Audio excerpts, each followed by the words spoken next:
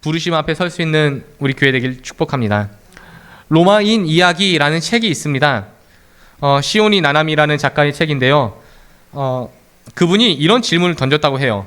그분의 그 책 서론에 챕터에 뭐라고 되어 있냐면 왜 로마 사람이 멸망하였는가예요. 왜 로마가 멸망하였는가.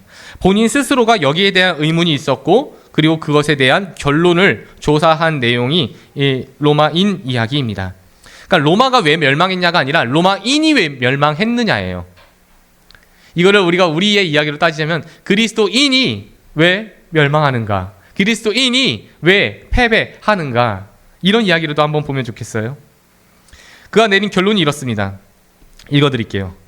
로마가 융성할 때에는 로마 사람이 원하는 것과 로마 제국이 원하는 것이 같았는데 로마의 쇠퇴기에서는 그러하지 못했다.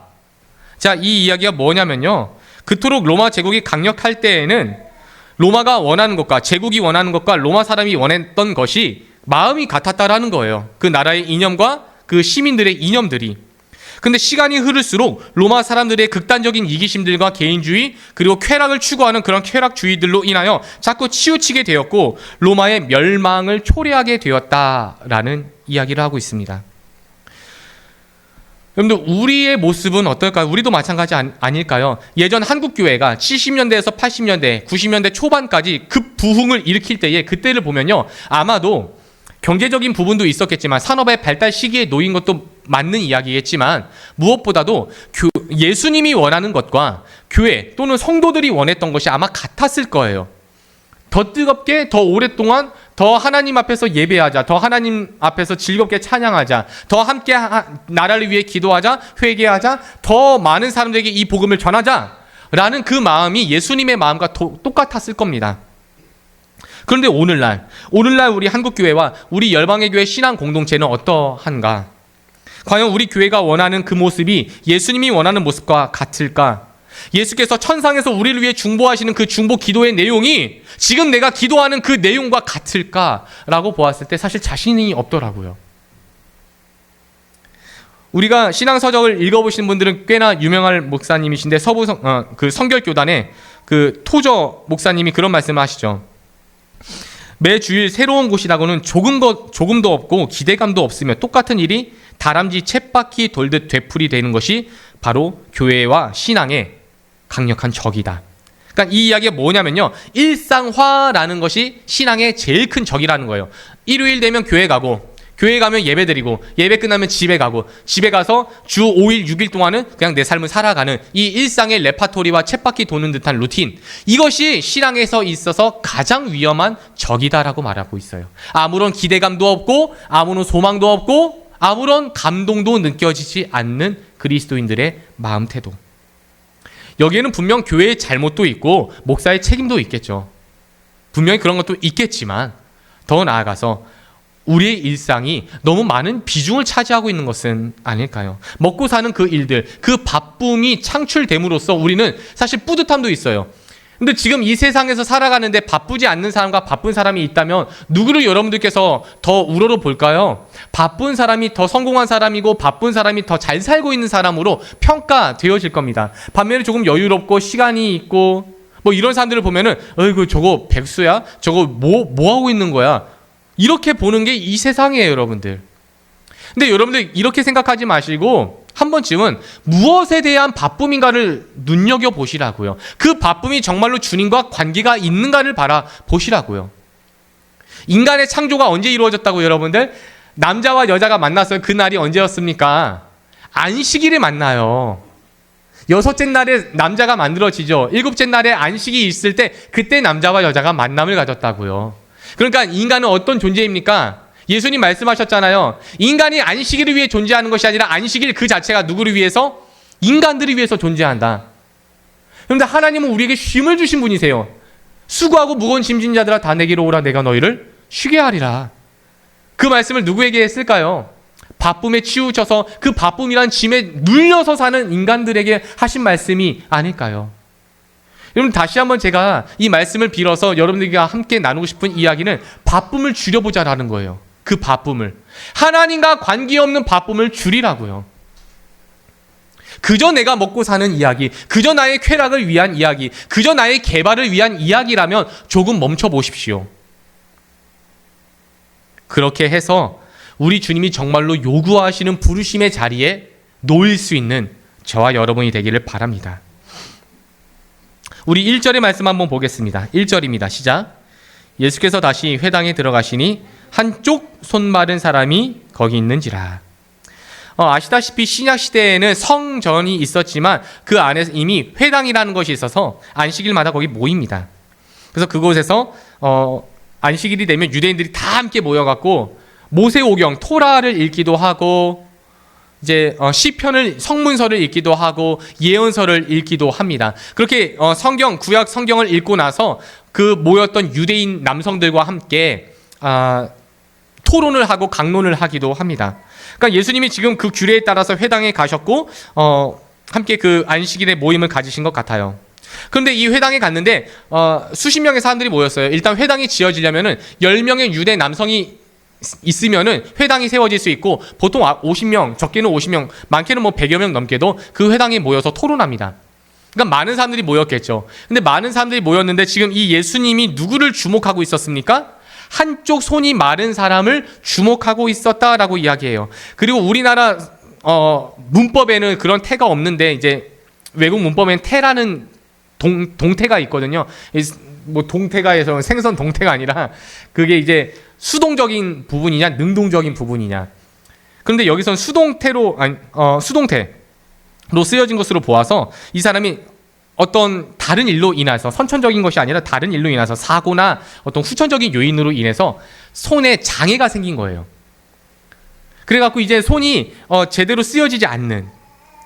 그런데 여기서 우리가 읽어내야 될 게 첫 번째 뭐냐면요. 그냥 이 사람 손 마른 사람이었구나. 이렇게 읽어서 바쁘게 지나가 버리면 진짜 바쁜 그리스도인이 되는 거예요.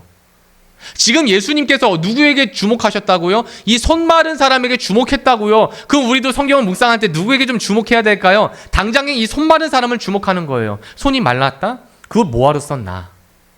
지금 같으면 여러분들 이러한 장애가 있거나 이러한 어려움이 있으면 복지혜택이나 어떤 누림이 있을 수도 있겠습니다. 어떤 다른 부분에 대한 도움을 받을 수도 있을지 모르겠습니다. 그런데 이 사회는 1세기 사회는 그런 사회가 아니잖아요. 1세기 사회에서 만약에 병이 걸렸다. 그것도 사고로 인해서 뭐 손이 잘렸다라든지 손에 장애가 생겨서 더 이상 이 손을 쓸 수 없게 말라 비틀었다든지 이러면 어떻게 해석되어집니까?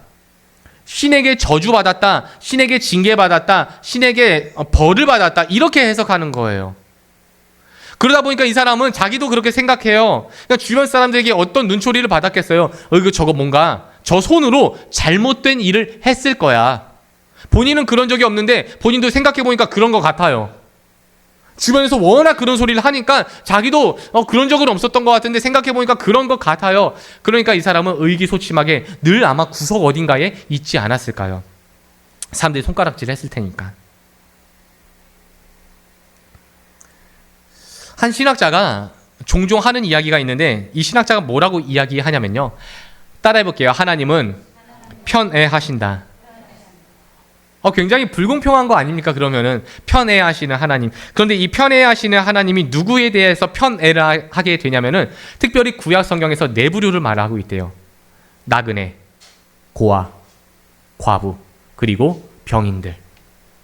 이 사람들을 향해서 하나님이 편애하신다. 여러분들 이들을 향해서 편애하신다고 할 때 그것은 공평한 하나님입니까? 불공평한 하나님이십니까? 저는 그것이야말로 공평한 하나님은 아닌가. 왜냐하면 하나님은요 긍휼의 하나님이시기 때문이에요.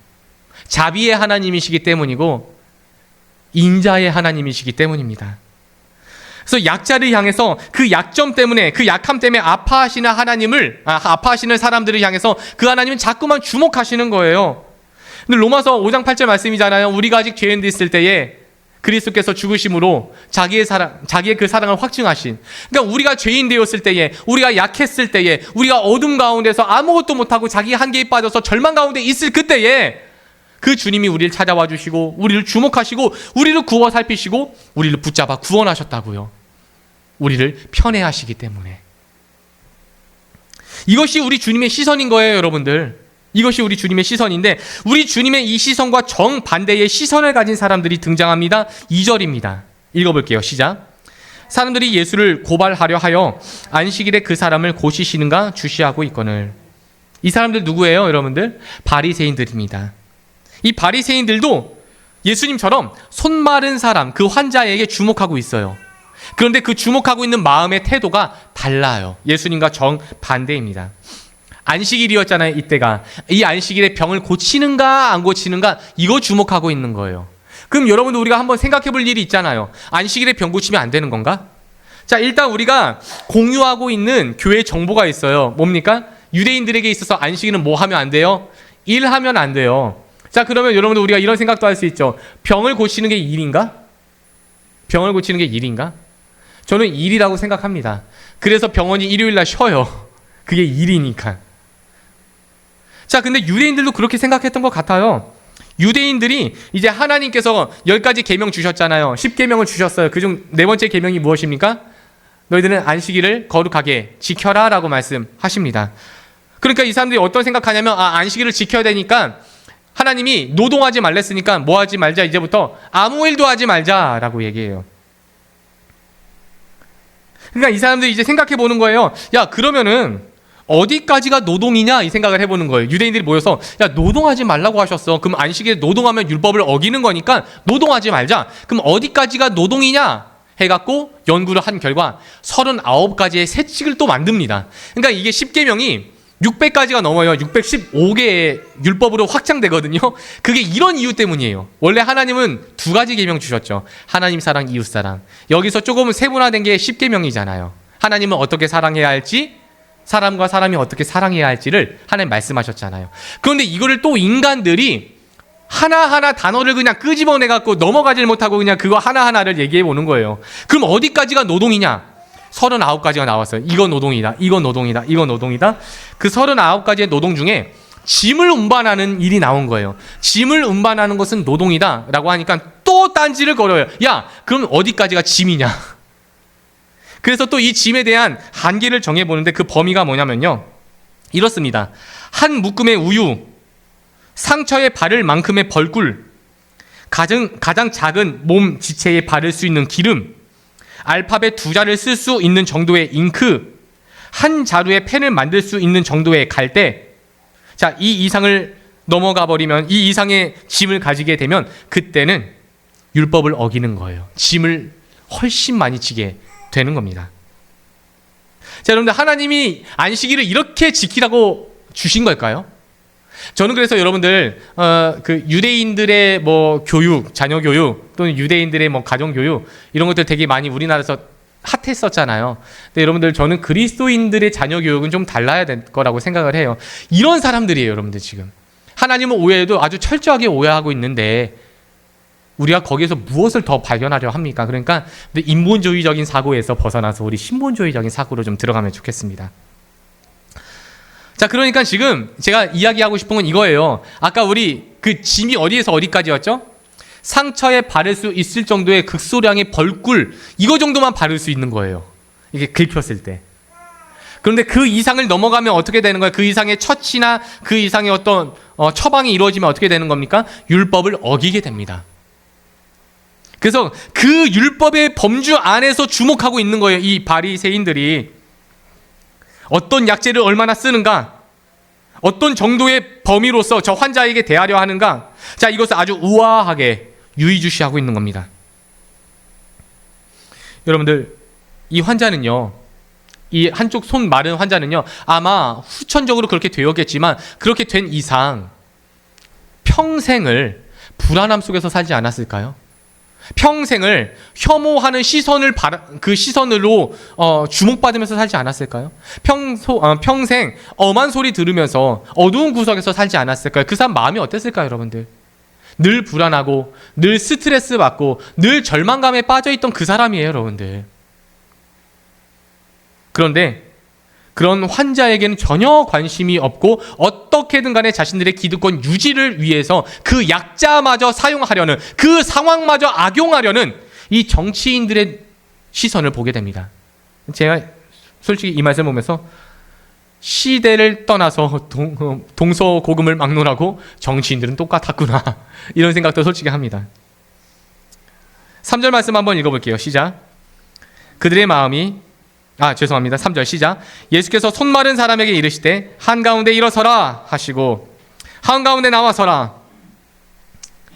사실 이 일 되게 어려운 일이에요. 제가 이렇게 예배 드리고 있는데 갑자기 우리 안수 집사님 잠시 일어나 주십시오 라고 이렇게 주변 시선을 보고 일어나야 되나 말아야 되나 이걸 이렇게 생각을 한다니까요. 우리가 보통 그래요. 근데 여러분들 지금 이 사람에게 이야기하잖아요. 이 사람에게 여러분들 엄청난 도전이에요. 한가운데 나와서 서래요.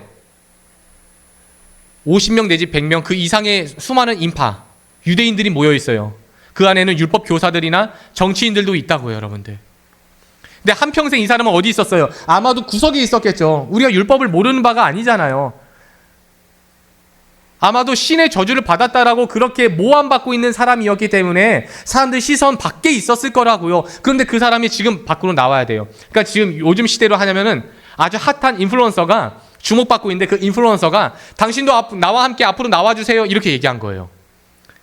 그럼 아무렇지도 않은 우리도 주변을 이렇게 살피면서 일어나는데 이 사람은 오죽했을까요? 아마 내적 갈등이 있었을 거예요. 아주 핫한 인플루언서가 일어나라고 하니까 나가고 싶은 마음도 있는데 한켠에는 눈치가 보여요. 사람들이 나 어떻게 생각할까? 또 막 수군대고 막 돌 던지진 않을까? 뭐 이런 생각을 해요. 더 나아가서 누가 있어요? 정치인들이 있어요. 율법 교사들이 있어요. 자칫했다가는 지금 빌어먹는 것보다 더 어려운 상황이 벌어질 수도 있습니다. 굉장히 불안했을 거예요. 그럼에도 불구하고 이 병인이 선택합니다. 결정했어요. 무엇을요? 그 가운데에 나가기로.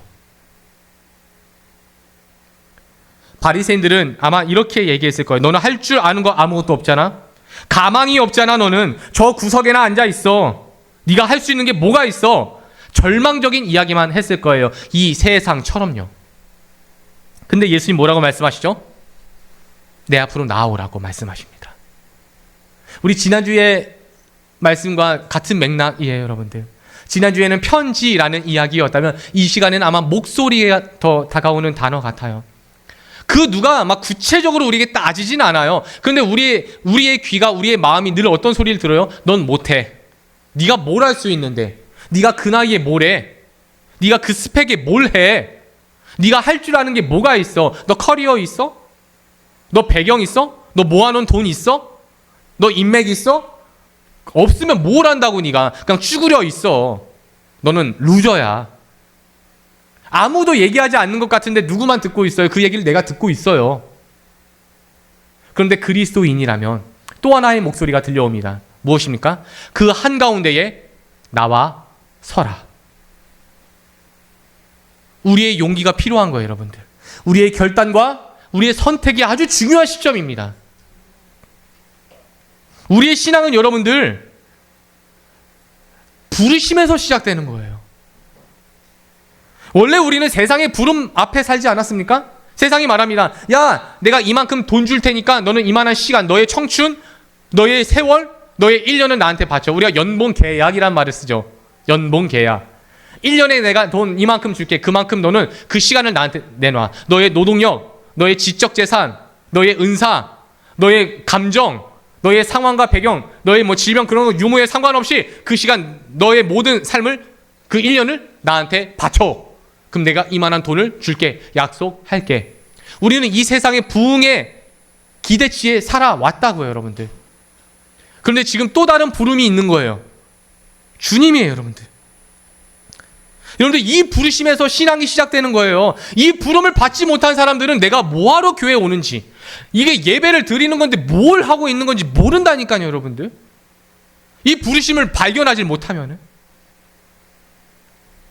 물론 여러분들 하나님을 믿는 사람이라고 해도 이 세상에서 살다 보면 스트레스 받을 수 있고 불안할 수 있고 어려운 일이 닥칠 수 있어요. 여러분들 예수님 믿는다고 해서 코로나가 피해갑니까? 예수님 믿는다고 해서 스트레스가 없어져요? 예수님 믿는다고 해서 자녀가 막 잘되고 내가 막 행복하고 그럽니까? 예수님 믿는 사람과 예수님을 믿지 않는 사람들 간에는 분명한 차이점이 있어요. 그 차이점은요, 불안하냐 불안하지 않냐가 아니에요. 염려가 있냐 염려가 없냐 이 차이가 아니에요. 예수 믿는 사람도 가난할 수 있고 질병 걸릴 수 있고 불안할 수 있어요. 그래서 어떤 사람이 그런 얘기 하면은 반드시 말하세요, 여러분들. 예수 믿는 사람도 그럴 수 있다고. 그런데 예수 믿는 사람에게 다름이 있어요. 어떤 다름이냐면 그 불안한 상황, 그 질병의 상황, 그 가난의 상황, 그 절망의 상황 앞에서 반응이 달라져요. 왜냐하면 또 다른 부르심이 들리거든요.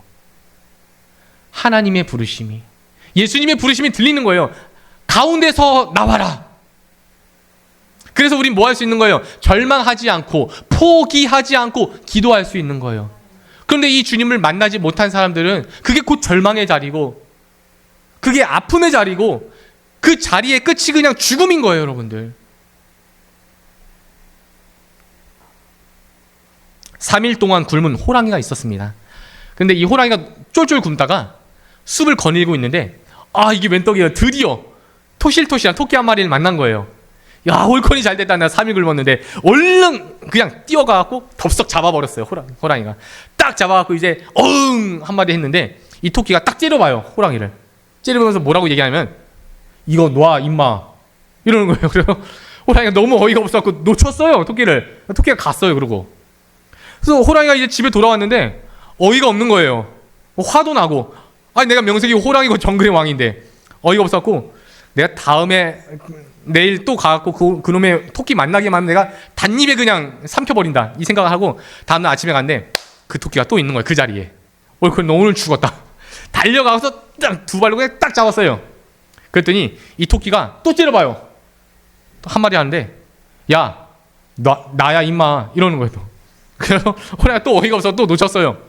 근데 이제 너무 원통한 거죠. 와갖고 이제 집에서 엉엉 우는 거예요. 내가 호랑이가 맞나 토끼한테 쫄아갖고 이러고 있으니 하나님한테 기도를 합니다. 하나님, 2번 다시는 그 토끼를 안 만나게 해주세요.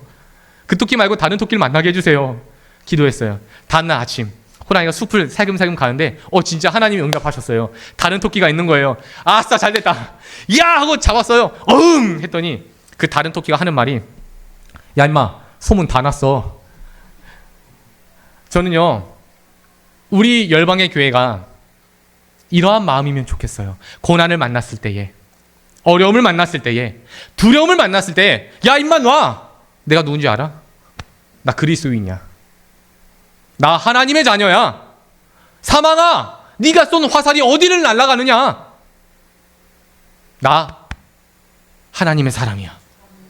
이렇게 태연하게 선언할 수 있는 저와 여러분이 되길 축원합니다. 우리 4절 말씀 읽어볼게요. 시작. 그들에게 이르시되 안식일에 선을 행하는 것과 악을 행하는 것, 생명을 구하는 것과 죽이는 것 어느 것이 옳으냐 하시니 그들이 잠잠하거늘. 근데 사실 바보 같은 질문 아닙니까? 예수님 좀 바보 같은 질문 하셨어요. 당연히 살려야 되는 거 아니에요, 여러분들? 당연히 살려야 되죠. 근데 제가 아까 한 심리학자의 이야기 말씀드렸죠. 당연히 살려야 되고 당연히 119에 전화해야 되고 당연히 응급처치나 뭔가 해야 되는데 그냥 지나간 사람들이 있었다고요. 왜요? 자기 일이 바빠서요. 우리도 그러지 않을까요, 여러분들? 그런데 이 사람들은 다른 이유가 있었어요. 뭐냐면요, 지금껏 자기들이 만들어 놓은 율법의 프레임이 있었거든요. 이 프레임 안에서는요 대답하면 안 돼요. 표면적으로는 율법 같고 표면적으로는 신앙 같고 표면적으로는 하나님의 뜻을 준수한 것처럼 보였던 그 믿음의 행동들, 사실 그들의 완고함이었던 것이죠. 우리 5절 말씀 보시면 예수님이 이렇게 표현하고 있어요. 그들의 마음이 완악함을 탄식하사. 여기 완악함 여러분들 체크해 놓으세요. 이 단어가 상상이라는 단어입니다. 상상이라는 단어예요. 그게 되게 놀랍죠, 여러분들. 상상이라는 단어를 완고함이라는 단어로 번역한 거예요. 그러니까 어렵죠, 성경이. 그래서 한 신학자는 그런 얘기를 해요. 한국 교회가 살아나려면 개역 개정을 버려야 된다라고까지 얘기합니다. 다 신학자들의 해석이 한 2만여 구절로 쓰여졌기 때문에. 어쨌든 간에 여러분들, 상상인데 이게 어떤 상상이냐면 여러분께서 들으시면 또 이해가 될 것 같아요. 자기만의 세계, 자기만의 고집, 자기의 세계관, 자기만의 프레임, 이걸 만든 사람 안에서는 다 이렇게 해석되는 거예요. 저 사람은 나를 미워해. 저 사람은 나를 싫어해. 저 사람은 나빠. 자, 이러한 자기 상상에 꽉 가득 찬 사람들은요, 예수님이 말씀하셨을 때 그렇게 반응한다라는 거예요. 그거를 이 성경은 지금 완고함이라고, 완악함이라고 표현하고 있는 거고, 예수님은 거기에 분노하셨다고 합니다. 진리를 말하고 있는데 비진리로서 진리를 어긋하는 그런 표현을 하고 있어요. 이 모습에 지금 예수님이 화가 나신 거예요. 그러면서 다시금 예수님께서 바리새인들이 바라보던 그 시선에서 다시 병인을 향한 시선으로 바뀌십니다. 그리고 그를 향해서 손을 내미시고 말씀하셨죠. 네 손을 내밀매 그 손이 회복되었더라. 여러분들, 예수님의 이 기적이 단순히 초월적이고 기적적이고 신비적이고 이런 거 아니에요, 여러분들. 무속 종교, 우리가 알고 있는 다른 종교에서도 기적이 있다니까요. 그러니까 기독교에서 기적 얘기해봤자예요. 야, 교회 나와봐, 뭐 병이 고쳐져. 야, 교회 나와봐, 사업이 대박이나. 이런 얘기 할 것도 안 돼요. 뭐 불교에는 그런 기적이 없나요? 힌두교에는 죽었던 사람이 살아나는 기적이 없나요?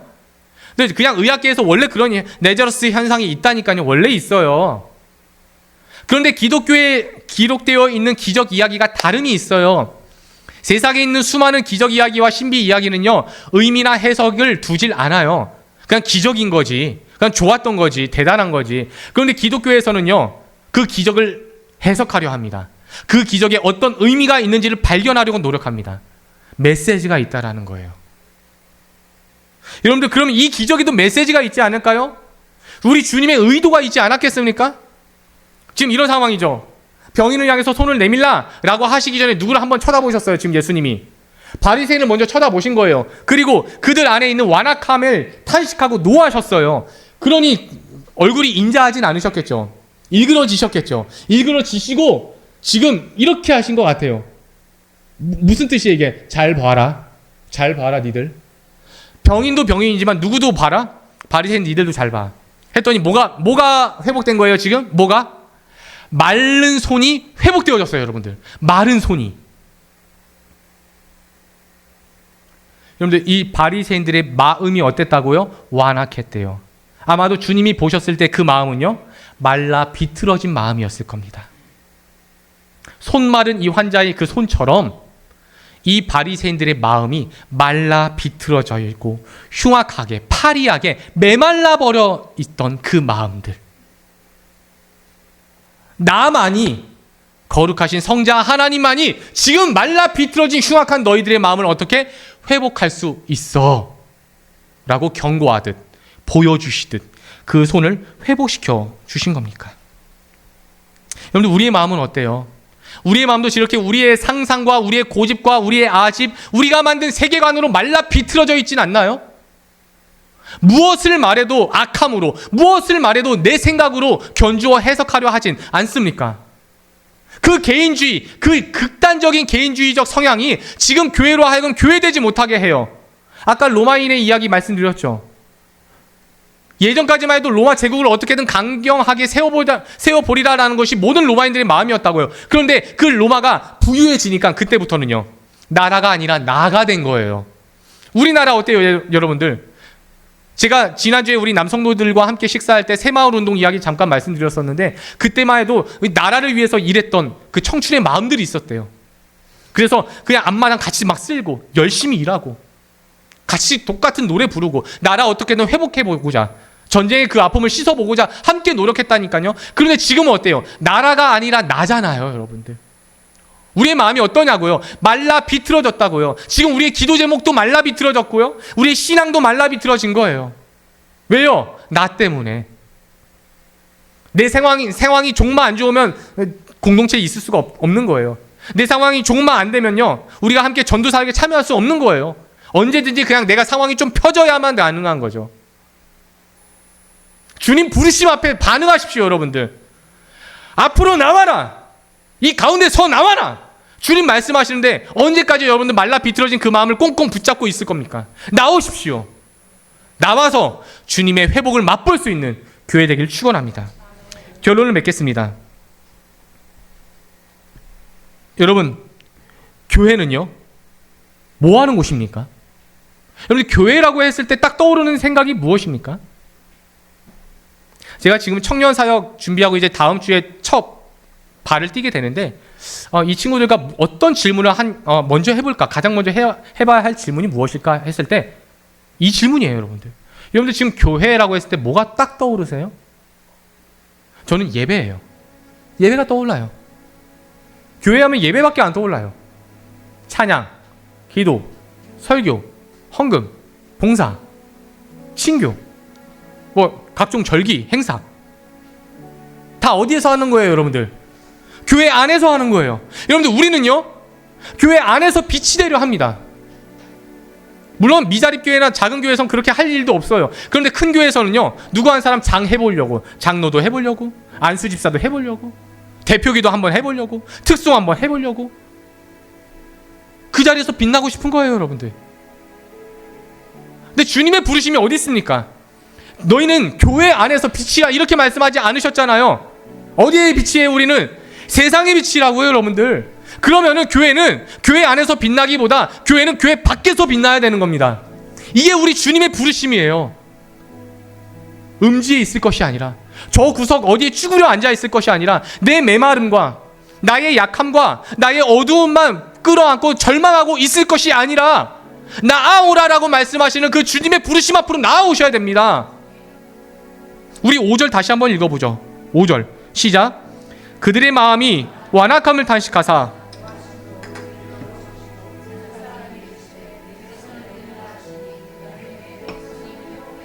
아멘.